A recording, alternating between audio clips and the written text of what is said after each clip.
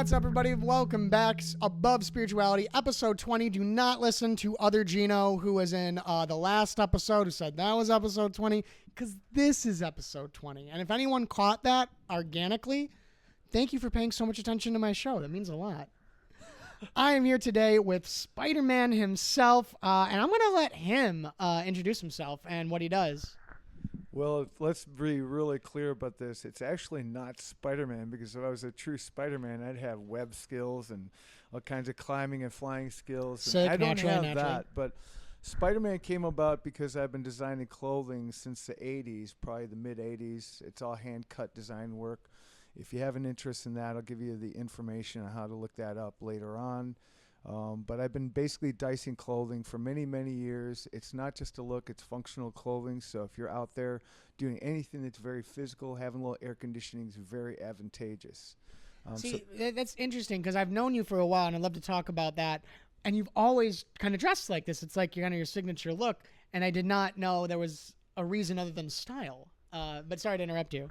Yeah, no, it's style. I mean, I guess you could say in some ways there are similarities to Spider-Man in me, in that we both do our best to combat violence. I don't have the advantage of spider webs. I can't lock people up with spider webs when they act bad, but I try to lock people up in positivity so they don't get locked up for stupidity. And tell us, what has been like your main avenue to doing that? It's part of the conversation we're going to be having today. Well, really putting things in front of people that can help them live into their greatness, helping them open up to their possibilities. Because when somebody's living a good life where they have, even if it's just a hobby, it may not necessarily be something that's their career move per se. But if you have a hobby that really brings light and love into your life, when you're doing your job you're not too happy at, or you're traversing back and forth and somebody ticks you off on the bus or whatever, you're less likely to make an issue out of it when you have really good things you can look forward to later, or you already got some of that in before you started moving around in your world. I teach hand drums. I'm a visual artist, so I can encourage people to get started on things like that. That was actually the first thing I was remotely good at. I'm so grateful for having dance in my life that I wrote poetry about dance and realized I had a real gift with words, and so I'm a writer. And we got some of that right here. Yeah. And HackySack kind of, and the writing and the clothing all kind of evolved on the same timeline. I was a part of the club scene in the 80s in Chicago, the punk scene particularly. And the clothing evolved from me just wanting fun stuff to wear in the clubs. I saw some people rocking the cut-up T-shirts. I'm like, how do you do those? And it's reminding me a lot of some of Charlie Murphy's skits on the Chappelle Show about like what the club scene and fashion used to look like. But of course, you brought up something that was one of the main things we were going to talk about, which is your involvement through HackySack, and specifically the HackySack Chicago meetup. Yeah. And tell us a little bit more about what's like the mission of that. But also probably should have done this earlier. I want to give a shout out to our audience. We got Nils Clausen over there doing his actual job. We have Charlie Brown, my Charlie. And we thought that was our friend who was joining us, and so that was a non sequitur. I apologize. We all heard the knock. Hopefully the microphone didn't, but doesn't matter. Please tell us more about your work with HackySack and what the meetup group does. Well, I first started kicking in '83, and other than injury timeouts, I've been pretty consistent. I've had torn meniscus on both of my knees, had surgery on my right foot. I also had some issues on a mental level where I was really sick mentally through lifestyle choices and all that. So I was in and out of life per se, trying to get myself well a lot. But when I was feeling good and physically well, I stuck with it. I've been lucky enough. I've gone to competitions. I've been to the West Coast a couple of times, to San Francisco, Montreal 3 times, Portland, Oregon once. 1 year, the World Footbag Championships was held in Chicago, so I didn't have to travel for it. but I've kicked literally with some of the best players on the planet, and I've literally had my butt kicked by these players as a freestyler. But that's how you learn to level up. You know, if you want to become really great at what you do, don't be afraid to play with the best, whether it's music or otherwise, because you don't want to look bad next to someone else. You're going to work hard on your game and try to level up and not drag people down with your lack of ability or whatever. And so it's important to take the risk to look bad next to people, to be willing to fail if you want to succeed in life. Michael Jordan missed a lot of game-winning shots before he started hitting those shots, and we know what his record is now. You know, I mean, the guy's an all-star many times over, MVP in the finals and all that kind of stuff. And Scottie Pippen doesn't get nearly enough credit for some of those wins as well. You know, I mean, one year they nearly went to the finals themselves without Michael, and that says a lot about Scottie's game too. So I think it's so cool that, you know, here we are, this is above spirituality thing, and we're talking about HackySack because one, and I'm a huge proponent of this, is that the activities of normal, mundane, everyday life, which can include stuff like hobbies, sports, entertainment, one's job, their living. It's all a spiritual thing because it is our life. And I think it's just dope that like you're involved in HackySack. Like, you know, that's, I think something everybody knows about like what it is and like stuff, but it's like, you know, it's not, I don't want to say it's like not super popular, but it's like this niche cool thing that like we kind of all have in like our memory banks. It's like, oh yeah, that's a thing. You see it in those like older films. But I'm especially interested, and you were telling me earlier that I always thought you were the founder of HackySack Chicago Meetup, but you said you're more kind of like the hype man. Yeah, I'm glad you mentioned that because Jeff Jensen, a really good buddy of mine, I've played Footbag, which is actually the name of the game. HackySack is simply a name brand it was the first mass-produced footbags made in the late 70s, and they continued making them probably maybe into the 90s. I don't know exactly when they stopped, but the original HackySack brand footbags were made out of like cowhide or something. It was very tough, thick leather. And they didn't break down in shape very easily, meaning they were basically hard as a rock. And if you could kick one of those with any degree of skill, you had ability because they were very bouncy. They'd fly off your foot, almost like a soccer ball will fly off your foot. It's a lot bouncier than the typical HackySack or foot bags that are made these days. You got Dirt Bag, you got Sandblaster. Those are name brands, but they also speak to what they're filled with. The original HackySack brand foot bags were made with plastic injection molding, basically little pellets made with plastic. The advantage of that was, well, if they got wet, they wouldn't mold inside. Like maybe some of the original foot bags were made before they became mass-produced were filled with things like seeds. Well, if a seed gets wet, you know, potentially can get moldy or sprout. God knows what else, you know. Yeah, it starts molting. Yeah. So a lot of weird stuff can happen. But ultimately, it boils back down to learning the game. I tell people that if they really want to become good at the game, it's important to kick with both a bouncy ball and a soft one. The bouncy one will help you develop touch. If you can control something that is super bouncy, you're going to have to learn to develop a subtle touch with your kicks. Let the ball come to your foot. A lot of people, they're so afraid to miss the ball when it comes their way. It's like above their head and they're already swinging before it even gets to their foot.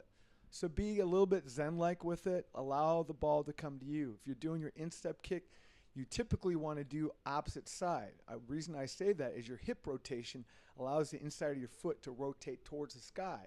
When the inside is parallel to the ground or facing the sky, the ball can only do one thing, go up, rather than moving away from you so you're not chasing it. Use your knees, your toes, your insteps, your outsides. As equally as possible, you'll become a well-rounded player. You know, I hear and I see a lot of myself in you in that conversation because it's like, I'm sorry if this sounds like off-putting or insulting, but it's just like you're such a nerd for HackySack, and like I am a nerd over like so many things. Like I love like Dungeons and Dragons, like I'll go to like American cartoons. Like I think I can quote almost every episode of Rick and Morty and Adventure Time if you like give me a little bit of like a lead time. Yeah. And I love to see like the passion that people can have for a particular topic. And what's so interesting to me is it's like I think we were talking about this last night, or maybe at one of Maggie's parties, is like, I'm pretty sure I've known you or known of you for like 15 or 16 years. Yeah. Because I have this vague memory of this crazy night when I was like 16, Lincoln Park. It was Peace Fest. And Peace Fest was this very fun free concert and party where, you know, there weren't a lot of rules. Cops had to kick us out.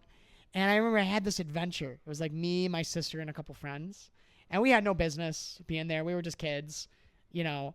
Well, kids gotta live their life too. Oh, I know. But there was like these ladies were trying to like recruit my sister to be like a stripper. And I'm like, she's 14. She's 14. And they're like, we don't care, baby. And I was like, get out of here. That's a little bit early on in the game. Oh, yeah. But I recall it was there or somewhere else. I recall meeting you. And you were playing hacky sack. And you were having this super passionate conversation with like anyone who would listen about trying to get them to play hacky sack. Like, yo, if you ever want to learn the game, meet me here. And it was driven by this desire to see peace spread through hacky sack. Yeah, I mean, there's a lot of people may not really believe it or buy into the hype, but when you think about it, hacky sack in its purest form is one of the most peaceful pursuits on the planet. Whether you're kicking on your own, if you're kicking on your own, it's like a moving meditation. You know, if you can kick it 10, 20, 30 times without a drop, which is easier than you might realize with good instruction and a willingness to be patient. And, you know, like I said before, you got to be willing to fail. So, you know, at first you have to crawl before you can walk. You got to walk before you can run. If you want to get good at the basics, listen to somebody who's got years of experience and then start applying what they tell you. And do the best you can to weed your garden, meaning pay attention to what's working, what isn't working, eliminate that which isn't working. Because a lot of people, they say practice makes perfect. That's absolute bullshit. Practice makes perfect is not true. Only perfect practice makes perfect. I like that. That's very quotable. That comes from the Navy SEALs who were training in combat, and their teammate, their combat person, their life depended on them not hesitating in a combat situation, or else either they could get killed or they and their partner would get killed. And so they had to rely on their training to save both their life and their partner's life in any combat situation. You know, now that's the worst case scenario, is you wind up in a combat situation. But these streets are full with all kinds of potential combat situations or friend situations. How do you eliminate a combat situation? You start creating peace on the streets. I don't like to say anti-violence, because anti-violence in itself is a violent type of thing. Why? What you resist persists. So I'm not trying to fight the violence. I'm doing the best I can to replace it with something better. Increase the peace. And so why do you think, like, and maybe you already said it, but in which case just say it again, but why do you think, like, hacky sack is or footbag is a good means of creating that peace?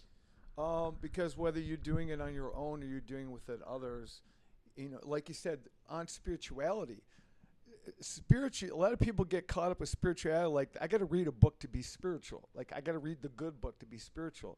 Got to go live in an ashram or a monastery. Anything that builds your spirit, I like to think is spiritual.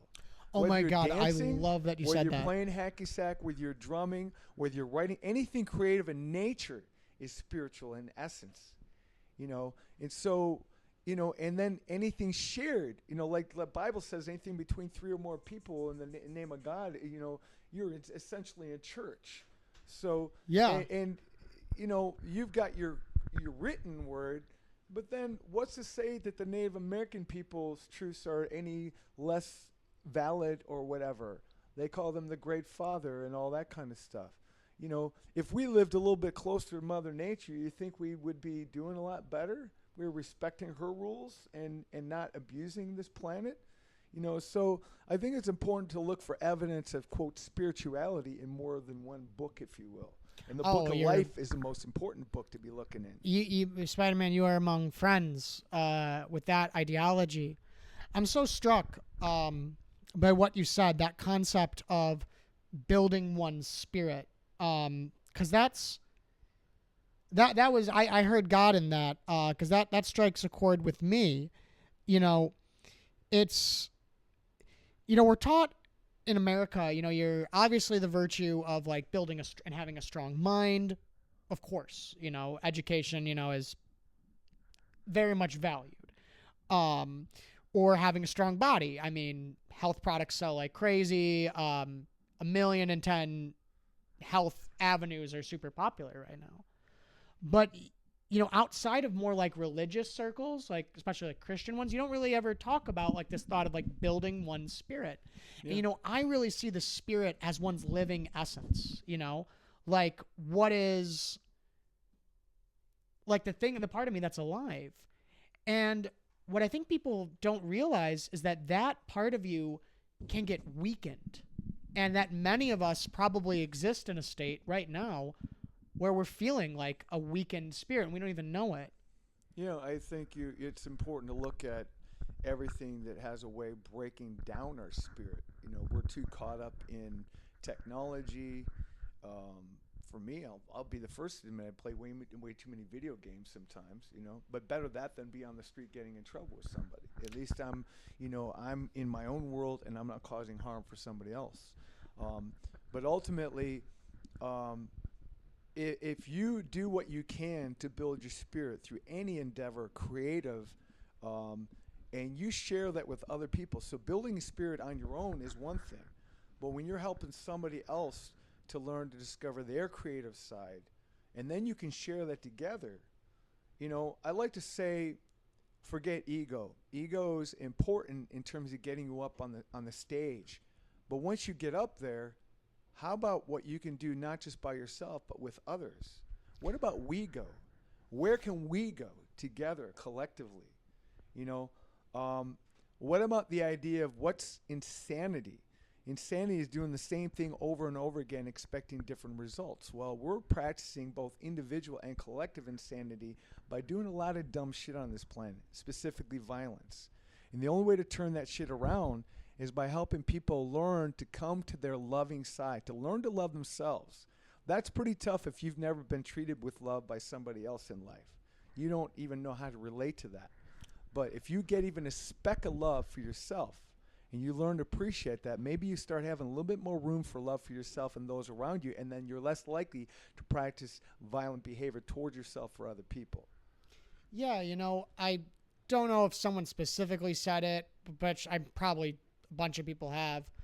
But, like those who you could say evolve spiritually, strengthen their spirit, they're just less likely to, if you want to be Christian-minded, to sin, When you have a strong connection with your own life, which itself is, you could almost say hand in hand with your own love, like you just don't want to hurt others. You don't want to invest yourself in things that are, if you want to be just smart about it, that are risky, that are not productive, that are fraught with risk in so many ways. And, I loved what you said about that building of love. I wrote a small piece on love and unconditional love. And when I was thinking about it, so many people think that love is like something that's not necessary for human life. And I tell you what, just think about any person, who was a child who didn't get love and how damaged or how different their life is. Absolutely. Just because of that. Yeah, well, and it's one thing for a parent to show verbal love towards somebody, whether it's their own child or others, but without physical love, without loving appropriate physical contact, hugs specifically, kids don't thrive. They may survive, but they're not going to thrive and they're not going to grow into their greatness as fast as they possibly could until they start getting that loving connection. Our skin is the biggest organ we have. And if you're not being fed loving contact through friends, family, etc., on a regular basis, you're starving to death. So and some people they don't like hugs. They don't like to be hugged by other people. Hopefully, eventually they'll learn to get over that. If nothing else, hug yourself. Yeah. Hug yourself first. Show love to yourself. The original sin, they say, is not loving yourself. And I'm thinking how it's so cool that you chose HackySack as a means to do this, because while it is a game you can play yourself, like when you think of hacky sack, you think of like the archetypical, like basically a skater, like just doing it by himself to entertain himself. Or like you see like a group of like, you call them like little street punks or something. And they're like, there's like little shits and they're just playing together. And in that small act of community, they don't have to say things that are cheesy like, oh, bro, I love you. Or like, oh, girl, like, I'm so happy you're here right now playing with us. But why wouldn't they? Well, yeah, I mean, they could. But it's interesting how just in the act of doing it, they are in, like, you could say, the vibration or the aura of love, because it's just like, you're sharing this moment together. Yeah, I mean, when you think about it, when the ball goes around the circle 2 or 3 times, which happens faster and easier than people realize with good instruction, everybody's high as hell, and they didn't necessarily have to smoke some weed or do some other shit. You get high in the energy of just having success together. Even if it just goes around one time around the circle with people that may be that less talented or have put the time in, just one time around the circle can be pretty amazing, especially if you have a bunch of people in one circle. If you got 5 or 10 people in one circle, you get around once, that's a big win. Part of it, and like the nature of it being a good vehicle for peace, I'm reminded of, what they teach me in the School of Metaphysics, which is an organization I'm a part of. Yeah. And we're very big on practicing concentration. And I've taught these skills. That's a huge part of yoga. Yeah. And because when you concentrate, you're in the present moment, you're touching the present moment. And I think we've talked about it on the show before, but when you think about it, the present moment's all that there is. Yeah. And if that's all that there is, that's where your spirit is. It's that. And when you're in this nature of this game, we have to focus. You have to be in touch with your body. You're touching your spirit. And I wonder if that contact, that spiritual loving contact, rubs off without any need for a context of it being or labeled spiritual.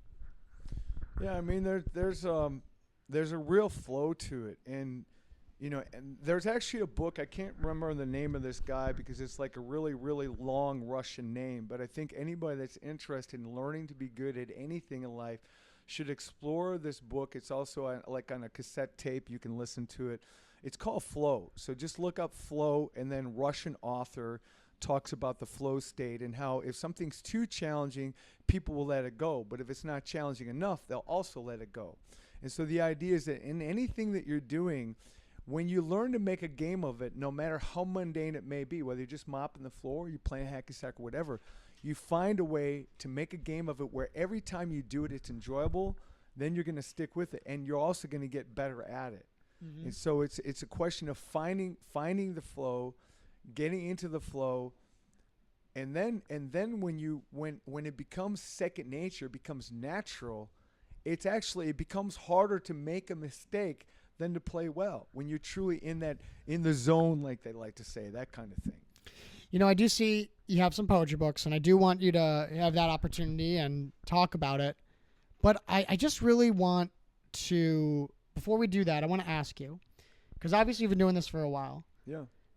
Do you have any like stories of like interacting with any of these people that like comes to mind, like teaching them hacky sack, playing hacky sack, that you think might be inspirational or that you want to share? I know I'm kind of putting you on the spot. Yeah, well, I mean, I've kicked with probably thousands of people over the years. We think about it, I've been playing for at least 40 years. And I know you play with a lot of the kids around Chicago. I'm constantly teaching kids and adults. I teach kids because I want kids to have healthy, happy, really prosperous lives, and I want them to learn to have confidence in themselves. And specifically girls or women, a lot of girls and women have men who abuse them in their lives, and if you have a girl or a woman who's successful on a physical level with any kind of sport, they're less likely to let a man or a woman walk over them. And so my teaching people anything on this level is to help people have the confidence that they're not going to become the doormat for anybody in their life, and they're going to have a good life, and they'll refuse to let somebody continue to abuse them anyway, verbally or otherwise. And do any people or stories that you've encountered in the past remind you of that, or just like a success story? And again, I know I'm putting you on the spot, but I mean, I've had a lot of people come up to me plenty of times and say, we kicked here or there. You really helped me to like gain confidence in myself, or, it's good to see you back. I don't really like to name names. No, obviously don't name anyone. And ultimately, one thing I think is important to think about is that they say that what you do to someone or what you say to somebody, people will tend to forget. But how you make them feel, they won't forget. And so I do the best I can to treat people well the way I would like to be treated, and show them respect, and like I said, help them learn, have confidence in themselves and believe in themselves. And if as a teacher, my job isn't to mold them in my mold. I don't want somebody to be like a carbon copy of me. Perhaps to have confidence in themselves like I have in myself, that's not such a bad thing, but everybody should like learn to grow into their creative nature. Like if they see a move that I do and they want to steal it, fine. But then if you can, take it a step further and put your own wrinkle on it. That's the essence of creativity. People steal stuff from people all the time, but it's what you do with it once you have it. How can you make it your own?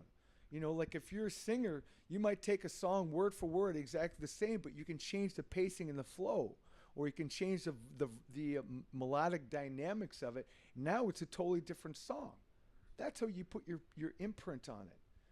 So if I've succeeded in helping somebody become great at what they do, it's because I have both given them the confidence to step into what, to believe in themselves, to put the work in that's necessary, to build good practice and work habits, and not be afraid to play with better players, because that's ultimately what's going to make you better, is when you step up with better players. Might even help that spirit grow. Yeah. Well, on the topic of putting your mark out there in creative expression, I see you've brought us some lovely collection of poetry, all handwritten, and I'd love to give you the opportunity to read some. Okay, excellent. I'm going to start with a couple of, one's a HackySack poem, and one's about both skating and kicking the hack and drumming and all that, and it's basically encouraging people to step into their possibilities. This is called Kick. I kick for freedom. I kick for fun. I kick to teach the world to be one. I kick not to lead them. I kick just to free them. I kick for the sun. This is no rerun. I'll gladly take pay, but you won't hear me say you must do it my way. Just as long as you play.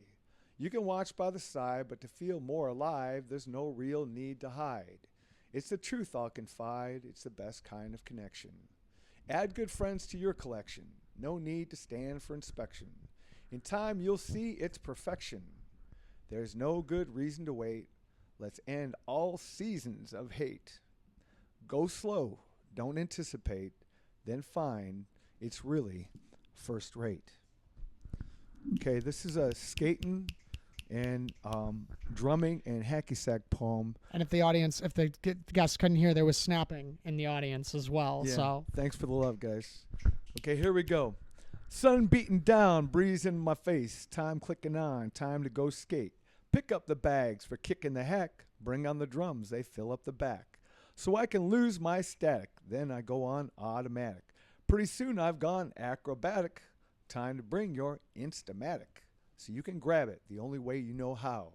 So take a picture now, then go, wow. But study it, soon you'll know how. Then you'll be busting a few moves for some chow. Time to be endowed with more than good looks, 'cause when you're cooking with gas, you know what it took. And it's more than just that first look. Okay, so I saw the movie about skateboarders. There was Dogtown. And since I touched on skateboarding, I don't do any tricks and that kind of thing. I just like to cruise. The closest I came to doing tricks was doing an around-the-world HackySack move. That's basically where you circle a bag and land it on your foot. And I had it on a barely moving slow cruiser board. So yes, I was moving. I didn't do flip kicks or anything like that, but I did my own variation of a skateboard trick combining skating and combine the HackySack. various passions of life and then put it into a poem. Okay, so this piece is about the evolution of skateboarding, and I think it's really important to remember that in the very beginning of skateboarding, the closest they came to freestyling was literally cruising and then dropping down and putting your finger on the ground as if you were like skating or as if you were on a surfboard. So they emulated the surfing style, and then eventually they went to hitting the pools that were emptied and doing all the vertical stuff that you see these days. So this is called wave runners. Find it, clean it, drain it, ride it, and God better forgive you if you don't keep it quiet. No one arrives without a guest pass. When you gotta go, it's usually fast. You take your licks without a whale. You push the limit till you have to bail. An abandoned pool is the holy grail. We hit Del Mar in 75. They looked at us hard, but we took it in stride. That's when wave running finally arrived. They all rode like wooden sticks while we rode the flow and got our kicks. They were disco, and we were rock and roll. They were adolescent, and we were nearly grown. Though they came before us, this was overthrow. And boy, were we ready to go. It's because we all push, push, push. We just had to ride because we pissed off the bus. And so we ride with style and not much fuss. We were the boys and girls of summer, and we had our days in the sun. But someone got confused and found a way to get paid, and that took away a lot of the fun. So that changed the rules in the heart of the game. Once money takes over, it's just never the same. So remember skating's roots if you never want to stray. And a kid named Gino who had his final say. One day God smiled to see the children play. Yet many were the days when someone wasn't pleased, so we ran like hell when the gods were not appeased. We just wanted to ride hard and skate for sweet release. But time was short, so we hit it hard and fast, 'cause this pool might be the last. Holy fuck. Just checking, Alexander, how we doing on time? Okay, yeah, keep going, brother. I got two more pieces. Yeah, this yeah. one's a short one. This is about the thug life without the shootings. Imagine that. You know, you could actually be a thug, but not have to go out there and pop somebody with a gun. By the way, my slogan with HackySack's more hacking, less capping. Let's have a lot less of that. My world is moving in a haze. Feels like I've been lost for days. Cotton candy dreams in a movie that is seamless. An endless procession of strippers in bars, slow rolling cars, with a backdrop of sound that is made just for stars. Can't seem to pull out of this goop, and I don't even want to. It's better than watching F-Troop or burning up a Honda. I pull up to a light, see something I can bite. I give 'em the eye, then get ready to ride. I go from slow as molasses to fast as lightning, stretching time like taffy while I'm steady laughing. Light posts bend curiously. Wind blows past furiously. And those cats I could bite, I left 'em at the light. From slow ride to overdrive, all at the flip of a wrist. NOS keeps speed positive, giving rubber something to grip. I'm halfway up the road with barely time to enjoy the trip. Well past the moment, I kick it back down. More sticky molasses as my speed comes to ground. Back to my haunts from out of the haze. Time to find a lady who can make me half crazed. Getting loose on the dance floor, we break it on down. She gives me plenty of reason to keep her around.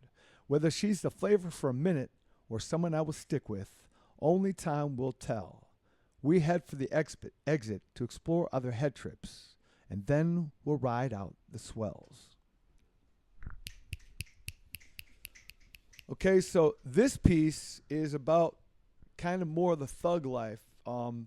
Anybody that knows rap, specifically gangster rap, knows that the original rap was based on the lifestyle that they were living. Like, they were literally defending gang territory, killing people sometimes, shooting them at worst, and sometimes they survived. And if you didn't look hard, you're going to get walked on. But when it comes to the rap game, you don't necessarily have to do the hard raps to get respect for your flow. Unfortunately, things like homosexuality got really frowned on. You know, that's not considered hard, you know, and so that was like kind of like the way you could look good in your cruise. If you start laying some bullshit on people, because of the way they roll on that. Picking on the easy targets. Yeah, picking on the easy targets. Not a sign of a strong spirit, unfortunately. So this is about that whole dichotomy of where you got to look hard, you got to talk hard, but life isn't always hard. Everybody, even the biggest thug, has their soft moments. Maybe it's just between family or close friends, you know. Ultimately, when we have more give and go, more give and take, we won't have to be popping caps and shooting somebody or talking some bullshit about somebody's rap game. So this is about that. This is called Fence. And I think you'll get the message. Hail to the B-boys living on the fence who've been laying down the grooves, selling a stare to pay the rent. Not a one with a chance to grow old if the boys from the hood see their heart of gold. From Easy E to Grandmaster Flash, many had to beat a harrowing past. Now don't you know, don't you ever look dumb. Don't be dying from sex. It's best to go out by the gun. 'Cause you gotta be cool, gotta keep up the front. There ain't nobody likes you if you're a sissy that punts. So you gotta keep the wild style, though you're hanging with some fools and your ass is cooked without a smile 'cause they didn't play by the rules. Next thing you know, you're laying in a box. No more rapping, dealing, or talking to that fox. They laid you out good, open you up wide. It's time to step across the great divide. If you mix it with the best your place in heaven's made, be fresh and strong in your musical quest. Do not leaven it with hate. Dig down deep till you find the approach. When you find the beat, you'll have 'em by the throat. Just to squeeze, watch it crumble to a stop. Ride the flow, redirect the conscious thought. It's time to go. We can't keep on letting brothers drop. Those with vision, they die each day 'cause our talk is cheap. There's been hell to pay. No matter how you see it, there's division. Let's check ourselves, retool how we're living. We'll take what works and scrap the rest, help the downtrodden catch up with the best. Bring your dislocated, corrugated, jaded zoot suits to the party, and if you're late, don't wait. Get a note that says you're tardy. They'll be laying it out and throwing down. Leave the gats in the fronts, we're just clowning around. Give props to the MC who's looking the worst. He lost his slim, now his dick's in the dirt. You know he's doing his best, he just needs some relief. It's not easy to be rapping with your grief in your teeth. Show your love, you can help even the score. He'll catch his flow, leave you staring, wanting more. The roots of dance hall, they be running through your tunes, and then there are the chosen who never have been groomed. They know the hand of God having visited many rooms. With care they boldly speak, the truth no longer looms, but gathers with each breath, then flows throughout the room. Onward and upward, give respect its due. Listen with your heart, let the many join the few. We've come full circle. There's no distance from our past. You're needed in this puzzle so a new die can be cast. It must be laden with love and tolerance and rolled on the high plains by a drifter with grease-laden palms and nerves of steel. 'Cause this throws for real, and with it, all our fates are sealed. Matthew Cherney, a man of strong spirit and many talents. Matt, I just want to give you this last opportunity to plug your shit, tell people how they can get involved. Thank you so much for the readings. Yeah, absolutely. For anybody that wants to know more about my clothing designs, just keep in mind it's not set up for business. It's set up for you to see my work. You can reach out to me personally. I'm on disability. I'm not trying to lose a little bit of money I've got, but I love to serve people. So if you need to get work made, reach out to me through MATT is the first name, Cherney, CHURNEY. So Matt Cherney, artist designer on Facebook. I'm already well extended over my limit on my personal page on Facebook, but you can look me up also on HackySack Chicago meetup if you want to learn more about HackySack. We also have a group that's called Dog Beach, Drummers and Dancers. So come on out there. This is meant to be a family-friendly environment. So if you smoke or drink, get it in, but keep the cigarettes specifically away from the circle. Always downwind, a fair distance away if you have to smoke. Just be respectful. We're with the drumming group and HackySack. We're trying to build positivity. So keep your party favors at home if you can. If you can run sober and enjoy yourselves, great. If you have to do something and indulge, then just keep it in check and learn how to maintain. On Instagram, you can look me up under Even Flow Groove. That's one word. Just like Even Flow, the Pearl Jam song. As a drummer, I like to keep an even flow, and I never want to lose my groove. That's GROOVE. So Even Flow Groove, one word. I also have a Facebook page that's called Peace and Safety Ambassador. And the goal is to become a credential artist at all local festivals or even athletic events, to where I can get up and talk about how to keep both our festivals and our streets safer. And the goal is actually build a team of people that have different backgrounds. Somebody could be a career counselor, maybe somebody's a drug counselor, somebody have building trade skills. Everybody runs sober when they're technically on duty as a peace and safety ambassador. And ideally, we're radioed up so we can call for help for an EMT or security as needed. And we're just there to help people feel comfortable. Somebody looks like they're out of sorts or they're lonely, we'll try to check in. We try to make sure that they're hydrated always. And the idea is, like, if we randomly hear about somebody's apartment is falling apart or their house and they can't afford to fix it up, we've got people that are involved in the building trades. We can come out there and fix their place up without charging them a dime, so they have a livable living situation.